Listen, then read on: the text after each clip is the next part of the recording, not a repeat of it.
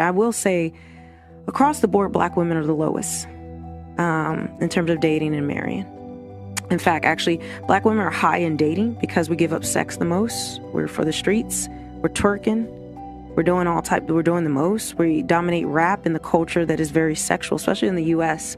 So a lot of men see us as easy targets to have sex with. And we have the highest rate of having children outside of marriage, wedlock. And so men see us as bed wenches, easy to have sex with, but they don't see us as valuable wives. Our culture, especially in the U.S., I don't know how it is in the U.K. I know it's a little different, but our family structure is so broken and so destroyed that we really, the majority of Black women in the U.S., we've been put into a position of just being, sexual, just for a man's sexual pleasure.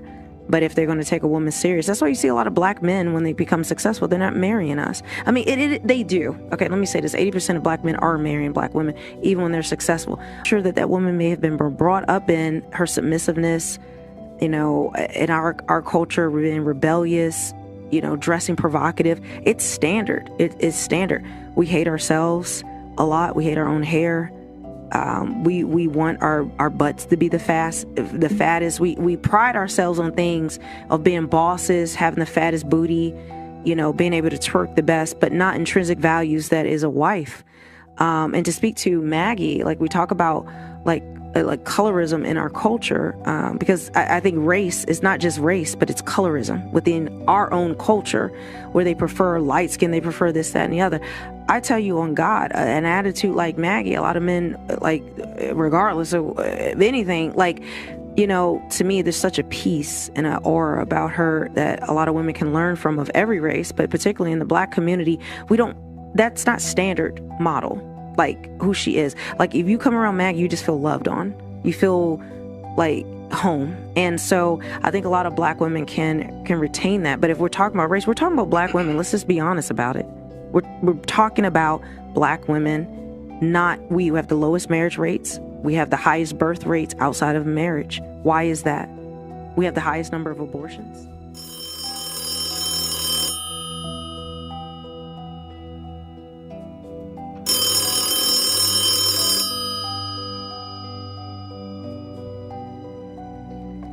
Well, just do it. Evidently, the eccentric dandy said it a little bit differently. Do you mind if I quote his words?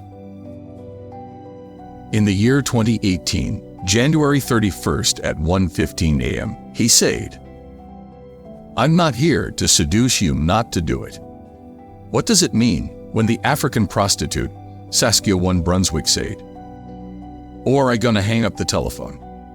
A few hours prior to his flight, when he had wanted to fly from London to Amsterdam. In total result, the African prostitute, Saskia Van Bronswijk, blackmailed the eccentric dandy. Both of them turned on this particular day, 2018, January 31st, a year older. You need to understand that both of them met each other in 2017 January on the internet platform www.seeking.com. Somehow, please do not ask me how the eccentric dandy could sense the vibrational frequency of something related to the red light district. Although the African prostitute, Saskia Van Bronswijk, works meanwhile as a midwife. She has been familiar with the idea of performing sex in exchange for hard coins with an ugly-looking sugar daddy slave master who goes by the name Robin Barman. If the big question pops up, is it the fault of the eccentric dandy that she has the mental capacity to perform sex in exchange for coins? The answer is very simple to understand. Her subconscious mindset is in harmony to perform morally questionable activities in exchange for money.